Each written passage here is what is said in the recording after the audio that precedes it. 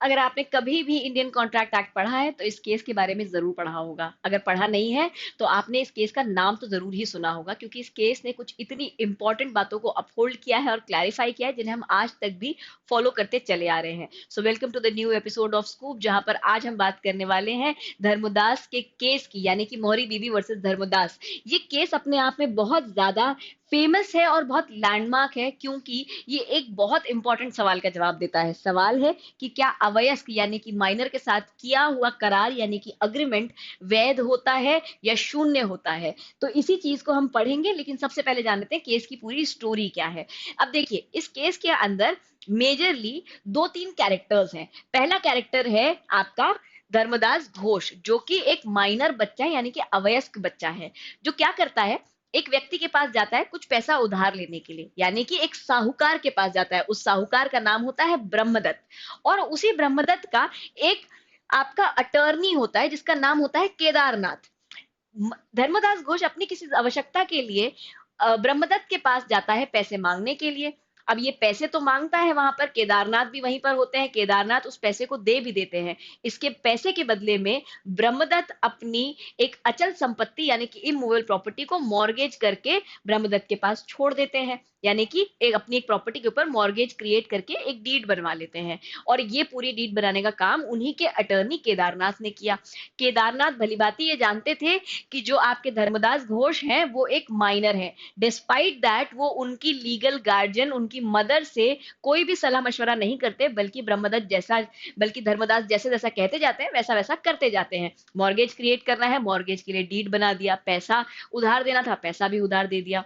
अब कुछ समय बाद जो धर्मदास घोष हैं वो अपनी माँ के साथ जाते हैं और न्यायालय से एक रिलीफ मांगते हैं, जिस रिलीफ में वो कहते हैं कि जो मॉर्गेज उन्होंने किया था, जो कागजात उन्होंने तैयार करे थे, उसको कैंसिल कर दिया जाए। और वो जब इस कैंसिलेशन के लिए जाते हैं तो सामने से ब्रह्मदत्त भी अपने आप को डिफेंड करते हुए कुछ फरमाइशें रखते हैं या कुछ अपने लीगल क्लेम्स रखते हैं प्रीवी काउंसिल के सामने। अब लेट अस सी कि क्या क्या चीजें यहां पर हुई। अब प्लेंटिव जो है वो बेसिकली क्यों गए हैं आपके कोर्ट में, वो चाहते हैं कि जो मॉर्गेज डीड है उसको कैंसिल कर दिया जाए, उसको अमान्य घोषित कर दिया जाए, क्योंकि जिस समय पर मॉर्गेज डीड बनी उस समय पर जो प्लेंटिव है वो माइनर थे, यानी कि अवयस्क थे और अग्रीमेंट करने के लिए या कॉन्ट्रैक्ट करने के लिए सक्षम नहीं थे इंडियन कॉन्ट्रैक्ट एक्ट के अकॉर्डिंग, या संविदा के लिए जो भी हम अधिनियम वहां उस समय पर फॉलो करते थे उस अधिनियम के अनुसार वो वहां पर सक्षम नहीं थे। इसीलिए क्या कर दिया जाए, उनके द्वारा बनाई हुई मॉर्गेज डीड को कैंसिल कर दिया जाए। अब देखते हैं कि डिफेंडेंट का क्या कहना था, यानी कि ब्रह्मदत्त मनी लेंडर के पक्ष से क्या कहना था। मनी लेंडर का कहना था कि कैंसिलेशन नहीं होना चाहिए, डॉक्ट्रिन ऑफ एस्टॉपल लगाई जानी चाहिए। उनका कहना था कि जब धर्मदास उनके पास पैसा मांगने के लिए आए थे तो धर्मदास ने अपने आप को एक वयस्क बताया था, यानी कि एक मेजर बताया था। उन्होंने क्लियरली ये कहा था कि मैं एज ऑफ मेजोरिटी अटेन कर चुका हूं और इसीलिए मैं अपनी प्रॉपर्टी के अगेंस्ट मॉर्गेज क्रिएट करके आपसे पैसा मांगने आया हूं, जिसे मैं समय आने पर चुका दूंगा। तो क्योंकि इन्होंने अपने आप को मिस रिप्रेजेंट किया, झूठ कहा कि ये एक मेजर है, तो अब इनके द्वारा कथित बात से इन्हें क्या होना चाहिए, बाध्य होना चाहिए। डॉक्ट्रिन ऑफ एस्टॉपल इनके ऊपर लगाई जानी चाहिए, he should be stopped by what he has already stated.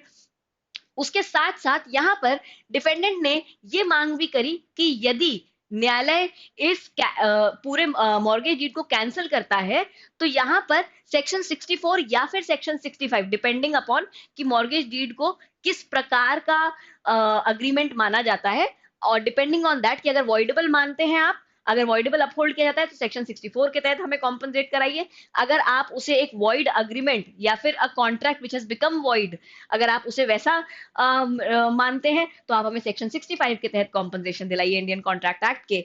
और उसी के साथ में एक और रिलीफ क्लेम करी जाती है, section 41 of specific relief act. अब ये स्पेसिफिक रिलीफ एक्ट है पुराना वाला, जो हम अभी फॉलो करते हैं उस स्पेसिफिक रिलीफ एक्ट की बात नहीं कर रहे हैं हम।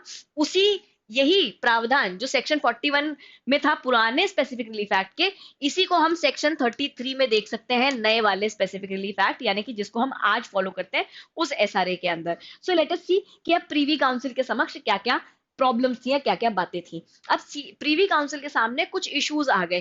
पहला, weather a contract entered into bye minor is void और वॉइडेबल और वैलिड। ठीक है कि भाई वैध होगा शून्य होगा या शून्य करणीय होगा। उसके अलावा whether the money lender could recover the money lent under the mortgage, कि क्या जो पैसा आपने दिया है मनी लेंडर ने यानी कि ब्रह्मदत्त ने धर्मदास को दिया था, क्या वो पैसा वापस वसूला जा सकता है। तीसरा, क्या डॉक्ट्रिन ऑफ एस्टॉपल एक अवयस्क बच्चे के विरुद्ध लगाई जा सकती है, या क्या एक अवयस्क को डॉक्ट्रिन ऑफ एस्टॉपल से बांधा जा सकता है। और आखिरी बात थी कि वेदर द रेस्टिट्यूशन यानी कि रिटर्न ऑफ मनी, क्योंकि ब्रह्मदत्त ने यह कहा कि यदि आप कुछ भी नहीं करा सकते हैं तो मेरा जो पैसा था, जो मूल राशि थी, उसको ब्याज समेत मुझे लौटा दीजिए, है ना। धर्मदास को कहिए कि जो मूल राशि वो मुझसे उधार लेकर के गए थे वो प्लस जो उन्होंने ब्याज जो उस पे ब्याज जुड़ेगा वो ब्याज मिला करके मुझे लौटा दे, मैं उनको मॉर्गेज के कागज वापस कर दूंगा, बात खत्म हो जाएगी। तो यहाँ पर अब प्रीवी काउंसिल के सामने ये सारे सवाल आ गए कि पहली बात तो क्या ऐसा कॉन्ट्रैक्ट वैध होगा या नहीं होगा, और अगर वैध नहीं होगा तो क्या उसका स्वरूप होगा, क्या वो शून्य होगा या शून्य करणीय होगा। उसके बाद में किस तरह की रिलीफ डिफेंडेंट को यहाँ पे दी जा सकती है, क्या माइनर को एस्टॉपल से बाउंड किया जा सकता है। तो ये सारे सवाल यहाँ पर प्रीवी काउंसिल के सामने खड़े हो गए। अब एक एक करके हम देखते हैं कि प्रीवी काउंसिल ने इन बातों के ऊपर क्या जवाब दिया। सबसे पहले प्रीवी काउंसिल ने with regards to whether the agreement with a minor will be void और नॉट, तो प्रीवी काउंसिल ने कहा कि ऐसे अग्रीमेंट्स जो अवयस्क के साथ किए जाते हैं ये क्या होते हैं, ये शुरू से ही शून्य होते हैं, यानी कि they are void ab initio, they are void from its very inception, from the very birth of it they are void, कि जिस दिन बनाए गए, जिस समय बनाए गए, उसी क्षण से ये क्या है, अपने आप में शून्य है। ठीक है। A minor is not competent to contract under Section 11 of the Indian Contract Act and therefore the mortgage deed was void from the very beginning of it। तो प्रीवी काउंसिल ने ये बात तो क्लियर कर दी कि क्योंकि सेक्शन 11 के according minor यानी कि अवयस्क सक्षम माना ही नहीं जाता है संविदा करने के लिए, इसीलिए उसके द्वारा किया करार या उसके द्वारा की संविदा और ये जो मॉर्गेज डीड है ये क्या है, ये पहले ही दिन से, पहले ही क्षण से क्या थी, शून्य थी, वॉइड थी। दूसरी बात, no recovery of money by the money lender. अब यहाँ पर प्रीवी काउंसिल ने एक थोड़ा सा कठोर जजमेंट दिया, जहां प्रीवी काउंसिल ने कहा कि जो ब्रह्मदत्त है उनको किसी भी तरीके से पैसा नहीं लौटाया जा सकता। कारण, उन्होंने कहा, प्रीवी काउंसिल का कहना था कि देखिए कॉन्ट्रैक्ट जो है ना, वो जो आपका अग्रीमेंट था वो वॉइड एब इनिशियो था, ऐसा नहीं था कि बाद में वॉइड हो गया है या वॉइडेबल है और पार्टीज के ऑप्शन पे वॉइड करार किया गया है, ये शुरू से ही वॉइड था। अगर हम यहाँ पे आपको पैसा दिलवाते हैं, आपको कॉम्पनसेशन दिलवाते हैं, तो ये क्या हो जाएगा, ये वॉइड अग्रीमेंट को एनफोर्स कराने जैसा हो जाएगा, जो कि हम नहीं करा सकते। इसीलिए क्या है यहाँ पर, सिंपल सी बात है कि आपको कोई भी पैसा रिकवरी नहीं मिलेगी क्योंकि आपका अग्रीमेंट पहले ही दिन से वॉइड है। दूसरी बात, the lender can not enforce the mortgage also. Court ने फिर, प्रीवी काउंसिल ने ये भी साथ में कह दिया कि आप मॉर्गेज को भी एनफोर्स नहीं करा सकते, फॉर द सिंपल रीजन कि मॉर्गेज डीड क्या है, वॉइड है ना। एक अवयस्क ने कोई भी काम किया है कानूनी तौर पे तो वो क्या है आपका, वो मान्य ही नहीं है, क्योंकि उसके पास सक्षमता नहीं है, वो सक्षमता नहीं है जो सक्षमता आवश्यक है भारतीय संविधान अधिनियम के लिए। तो यहाँ पर मॉर्गेज डीड को भी आपके जो है इन्फोर्स कराने से मना कर दिया। आखिरी बात, he can not recover the loan amount under the contract law. Also court ने कहा कि यहाँ पर रिस्टोरेशन भी नहीं हो सकता। ठीक है, कि आप जो कह रहे हैं कि आपका पैसा आपको लौटा दिया जाए, रिस्टोरेशन कर दिया जाए, ठीक है, तो वो भी यहाँ पर मुनासिब नहीं है, क्योंकि अगर हम रिस्टोरेशन करते हैं तो वो भी एक तरीके से वॉइड अग्रीमेंट को ही एनफोर्स कराने समान होगा और ऐसा हम नहीं करा सकते। तो ये सारी बातें कहते हुए प्रीवी काउंसिल ने हर तरह का रिलीफ, आप समझिए कि यहाँ पे सेक्शन 64 का रिलीफ मांगा गया था डिफेंडेंट के द्वारा कि अगर अग्रीमेंट, अगर कॉन्ट्रैक्ट वॉइडेबल नेचर का है तो आप हमें रिलीफ दिला दीजिए, हम अवॉइड कर देते हैं इस मॉर्गेज डीड को, लेकिन आप हमें कॉम्पनसेट करा दीजिए। कोर्ट ने वो मना कर दिया। सेक्शन 65 की जहां पर अग्रीमेंट वॉइड है तो आप सेक्शन 65 में हमें कॉम्पनसेशन दिला दीजिए, कोर्ट ने वो मना कर दिया। कोर्ट ने कहा ये वॉइड नहीं, ये वॉइड एब इनिशियो है, इसीलिए इसमें भी आपको कुछ रिलीफ नहीं मिल सकता। इन्होंने कहा कि डॉक्ट्रिन ऑफ एस्टॉपल से बच्चे को बाउंड कर लीजिए, इन्होंने कहा नहीं, डॉक्ट्रिन ऑफ एस्टॉपल लागू नहीं होगी बच्चे के ऊपर। इनफैक्ट यहाँ पर प्रीवी काउंसिल ने इस बात के ऊपर स्पष्ट तौर पर यह कहा कि देखिए, डॉक्ट्रिन ऑफ एस्टॉपल वहां लागू होती है जहां पर आप किसी व्यक्ति की स्टेटमेंट की वजह से गुमराह हुए हो या आपने उसकी स्टेटमेंट में आकर के कोई एक्शन लिया हो। जबकि इन दिस केस अगर ब्रह्मदत्त ने झूठ कहा भी अपनी आयु के बारे में, तो जो मनी लेंडर के अटर्नी थे केदारनाथ, वो बहुत सही तरीके से और साफ साफ तौर पे जानते थे कि ब्रह्मदत्त की आपके धर्मदास माइनर है, तो उनको क्लैरिटी पता थी, उनको सत्य पता था। धर्मदास घोष कुछ भी बोलता, केदारनाथ हमेशा से ये जानते थे कि आपका धर्मदास माइनर है। उसके बावजूद भी उन्होंने उसके साथ संविदा करी, उसको पैसा लैंड किया। तो यहाँ पर डॉक्टर ऑफ एस्टॉपल माइनर के ऊपर अप्लाई नहीं होगी, धर्मदास के ऊपर अप्लाई नहीं होगी। इसीलिए नहीं कि वो माइनर है, बल्कि इसीलिए क्योंकि एस्टॉपल जब किसी को गुमराह, कोई स्टेटमेंट जब किसी को गुमराह करे, तो वो स्टेटमेंट से आप उसे बाउंड कर सकते हो। इस पर्टिकुलर केस में धर्मदास के स्टेटमेंट से, धर्मदास के वयस्क होने के स्टेटमेंट से कोई भी गुमराह नहीं हो रहा था, क्योंकि सबको हकीकत पता थी। इसीलिए डॉक्टर ऑफ एस्टॉपल भी लागू नहीं हो सकती।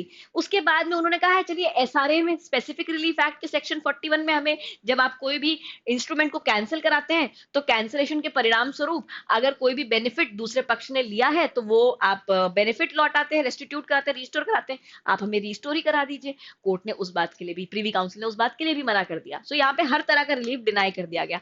Doctrine of estoppel as a said कि भाई माइनर हो या ना हो, यहाँ पर इस पर्टिकुलर केस में आप गुमराह हुए नहीं, आप भ्रमित ही नहीं हुए उसकी बात से। आपको तो पता ही था कि उसकी आयु क्या है, फिर भी आपने संविदा करी। तो यहाँ पे आपका भी मैलिस दिख रहा है, इंटेंट दिख रहा है। इसीलिए कोर्ट ने क्या कहा कि आपका डॉक्ट्रिन ऑफ एस्टॉपल यहाँ लागू नहीं होगा।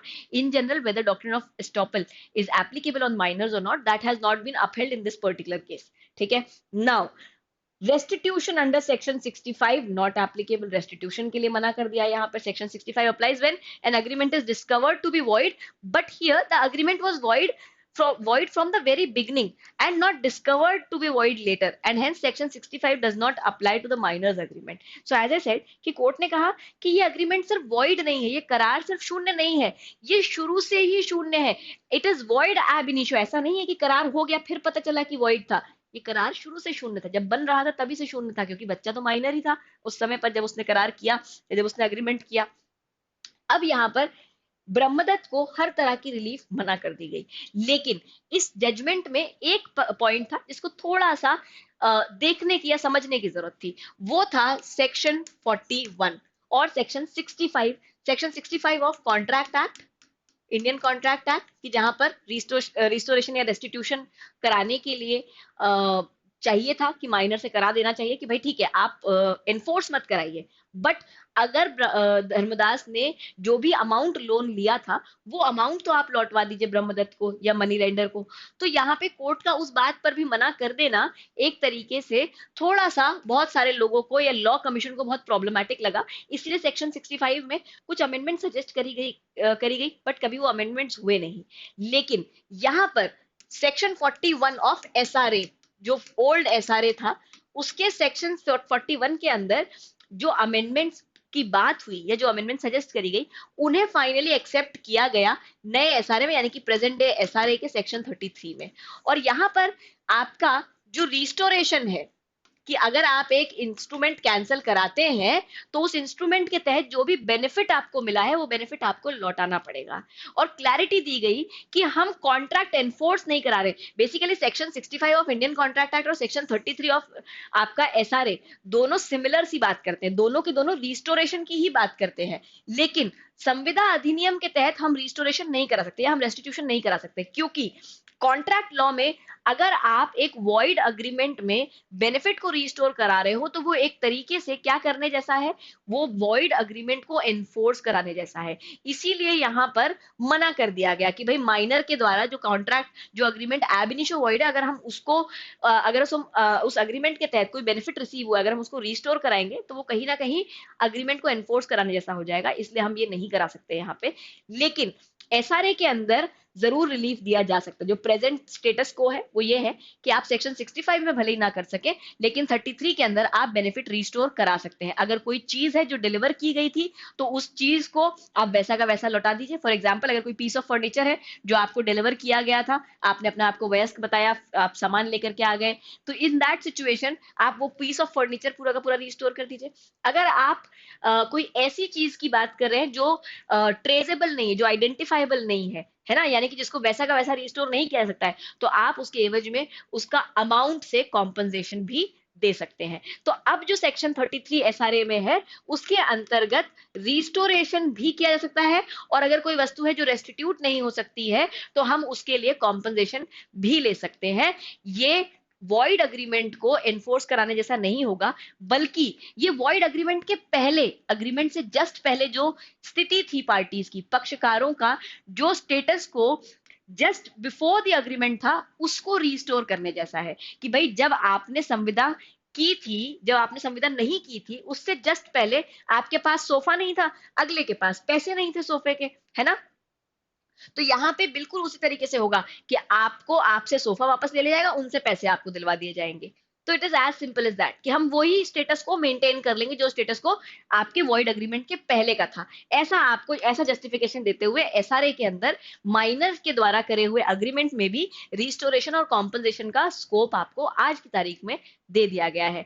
क्योंकि धर्मदास के केस के दौरान नहीं हुआ करता था ऐसा कोई रिलीफ, सेक्शन 41 ये अलाउ नहीं करता था, इसीलिए उस समय पर हम ये रिलीफ नहीं दे पाए ब्रह्मदत्त को, और अंततः ब्रह्मदत्त को कोई रिलीफ नहीं मिला। मॉर्गेज डीड भी कोर्ट ने, प्रीवी काउंसिल ने कैंसिल कर दी, और जो पैसा उन्होंने ब्याज पर दिया था वो पैसा भी उनको नहीं लौटाया गया। अब समझते हैं कि लीगल सिग्निफिकेंस क्या है इस केस का। देखिए, सबसे पहले तो minors agreement is void ab initio, ये स्टेटस या ये प्रिंसिपल यहाँ पर अपहोल्ड किया गया कि एक अवयस्क के साथ यदि संविदा हुई है तो वो शुरू से ही शून्य है, वो पहले दिन से ही, अपने इंसेप्शन से ही क्या होगी, वॉइड होगी।